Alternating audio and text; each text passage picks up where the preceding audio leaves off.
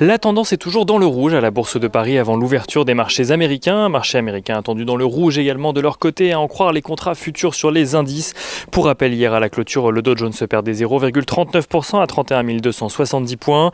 Le S&P 500 perdait lui 1,31% à 3 819 points, tandis que le Nasdaq Composite perdait 2,70% et enfonçait la barre des 13 000 points pour tomber à 12 997 points. Les investisseurs qui ont en effet réagi aux États-Unis aux nouvelles remontées des taux obligataires, et ce malgré les prises de parole rassurantes de la Fed.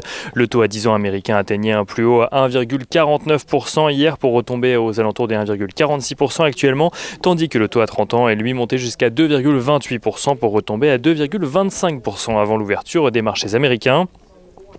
Les investisseurs aux États-Unis qui suivront donc de près la prise de parole de Jérôme Powell ce soir lors d'un webinaire organisé par The Wall Street Journal. Le président de la Fed devrait encore une fois tenter de convaincre les investisseurs de la patience dont fera preuve la Fed dans les semaines et les mois à venir. Fed qui a déjà rappelé plusieurs fois qu'elle ne réduirait pas son soutien tant que les États-Unis ne seront pas complètement sortis de la pandémie et qu'ils n'auront pas atteint les objectifs de la Fed en matière d'emploi ou d'inflation. En ce qui concerne l'inflation, Lael Brainard, membre du conseil des gouverneurs de la Fed, rappelait d'ailleurs il y a quelques jours que l'objectif était de 2% et qu'il était admis qu'il soit dépassé. Lael Brainard qui a également déclaré que la Fed suit de près la hausse des rendements obligataires et qu'elle se tient prête à agir si celle-ci venait à être trop forte ou trop durable.